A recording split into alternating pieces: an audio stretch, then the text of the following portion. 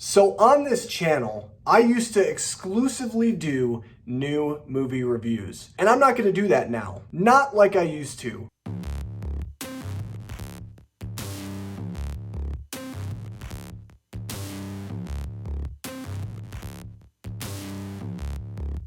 At the end of every month and the beginning of a new month, I will be putting out that month's latest installments, their new releases, the big films, and I will be doing quick reviews on all of them in a combined video. And for this first month of August, I have some movies I want to talk about. The first movie is Bill and Ted Face the Music. I've been a fan of Bill and Ted for many years. I love Excellent Adventure, but it was Bogus Journey that got me at the start and peak of my Bill and Ted fandom. And I've been very excited about Face the Music to see these characters back in action. This movie picks up years later after their giant concert that unified the world. Bill and Ted must now unify the world once again with a song that will cause reality and time to go back to normal as chaos ensues in the world. And so Bill and Ted decide that they're going to go into the future and steal the song from themselves. And they get help along the way from their two daughters who want to build a band together for them so that way they can play the greatest song. I had a fun time with this movie. I'm not going to lie. This movie was a blast. I had a huge smile on my face knowing that I got to see these two characters played by Alex Winter and Keanu Reeves again. Their chemistry is still there all these years later. It's been 30 years since we've seen these characters on screen, and yet these two guys seem like they have not missed a single beat. Now, you need to understand something about these films. These films are just for fun. They're not serious in nature. And so I think if you're going into this movie with the mindset of this movie's going to be serious and it's going to kind of change my perspective on things, you're not going to have a fun time. But if you want a dumb, fun movie with two guys who are absolutely hilarious, then look no further than Bill and Ted Face the Music. This is a film that, to me, defines an era of time that we can look back on and appreciate in terms of the music, in terms of the jokes, and in terms of certain things that land even today.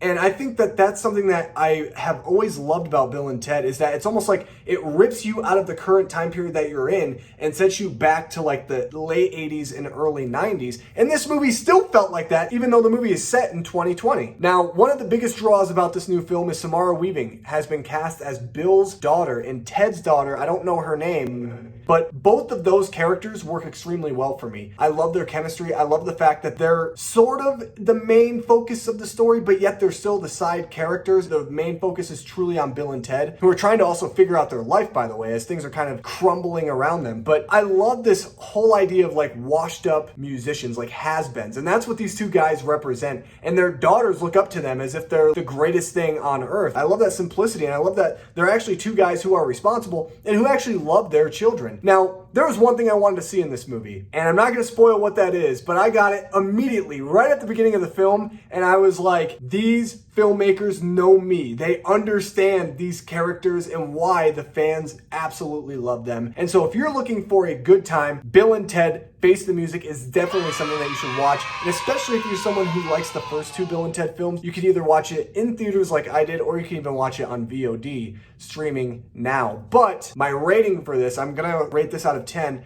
I would give this movie an 8 out of 10, as it really gave me everything I wanted. It brought that nostalgia back, but it did not use the nostalgia as a crutch through the whole film, and I really appreciated that. The next movie is The New Mutants, directed by Josh Boone. A group of mutants are locked away in a hospital trying to discover their powers and being observed by a doctor who is also trying to help them, or is she? While at the hospital, horrific things start to happen. They start to see things, and they must fend for themselves and band together. I never thought I'd see this movie. This movie was originally supposed to be released in April of 2018. I remember seeing the first trailer for this film in the fall of 2017. And this movie I thought would never see the light of day. Well, it's finally here. I can say personally that I think that this movie's just okay. That's really it. Nothing really stood out to me. The only thing I thought worked was that the movie does feel different in its tone and definitely in its pacing, but also one of the problems is that difference doesn't necessarily pay off completely. It's not all the way fleshed out in there. This movie kind of tries to parade itself as the horror comic book film, and I totally disagree. This movie is not scary whatsoever. This movie doesn't have any real sense of tension. There's nothing that truly is frightening on screen, and the movie doesn't have enough layers or nearly enough depth to keep you truly invested in these characters or really want to see them again. But there are things that I do think works in this film. I think that the chemistry between the characters is there, although the dialogue and the acting is spotty in parts.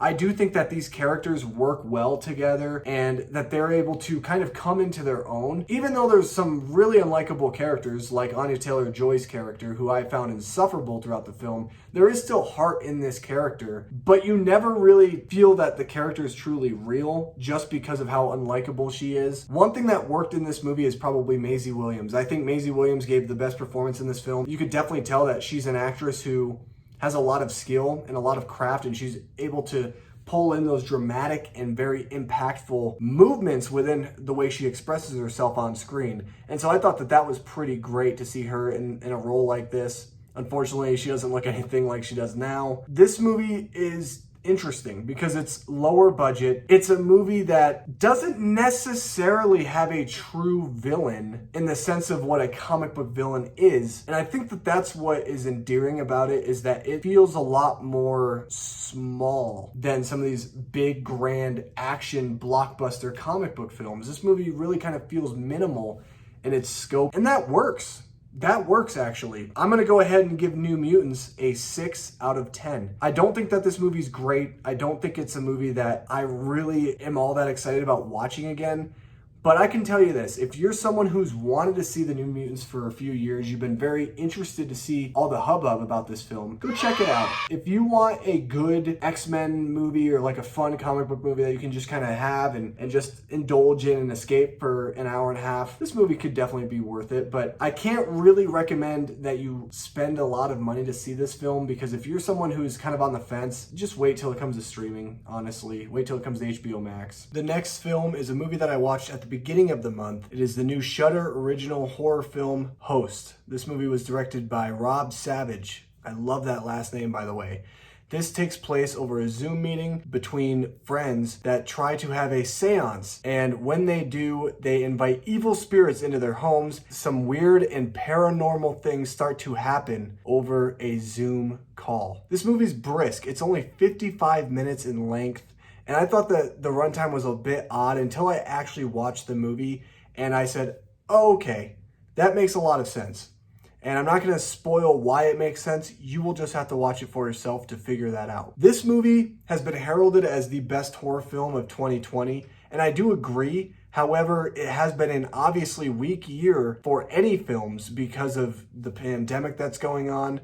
And out of all the movies that I've seen, all the horror films like The Grudge and The Turning and The Boy 2, this one definitely is one that I will want to revisit, and I think it's a lot better than what those films had to offer, and it has less material and essentially less substance. This movie's very simple, and that's, I think, what makes this movie so well directed by Rob Savage. He went out with just this one idea, saying, this is what I want to execute, this is what I want to do while isolating in quarantine. It's just really cool that they were able to pull this off in the amount of time that they did. I will say, one of the big negatives for me, though, is that there's a couple things in this movie that I don't like. Number one, the characters, I can't feel empathy for them. Some of the characters are really annoying and they get old. They kind of play off this like really jerkish vibe that they're so unlikable that you cannot feel sympathy towards them whatsoever. And then the second thing is the overabundant use of jump scares, especially towards the end of the film. There was this one jump scare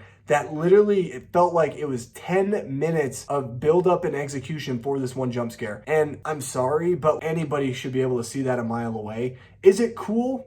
Yeah. Is it effective? No. There are, however, 2 jump scares in this movie that actually are effective. You never see them coming. They're kind of at random times, and they really actually got me. And just thinking about it right now, like I actually kind of have chills, and that's kind of weird to me because I actually felt a lot of tension in this movie. I didn't know what was happening. A lot of the cool tricks that they were able to execute was pretty astounding. And in terms of technical achievements, this film is probably the best technical film I've seen all year, just because of the situation that this film faced with lockdown and quarantine. I think that if you are a horror fan, if you're someone who really wants to find good 2020 horror, definitely give Host a watch. I think it's worth the time. I'd give it a 6.5 out of 10. It's not a movie that is going to be memorable at the end of the year. It's not gonna make my top 10 or anything like that, but it's definitely a movie that I'll think back on and be very happy with certain things that they are able to pull off. Really appreciate the technical achievement of some of the practical scares in this film. So those are all the films that I have seen in the month of August that are new releases. Anyway, guys, let me know your thoughts on all of these movies that I reviewed here on this video down below in the comment section of this video. Make sure you guys drop a like on the video if you enjoyed it. Consider hitting that subscribe button and joining this amazing community. Thank you guys so much for watching, and I'll see you guys in my next video. Peace.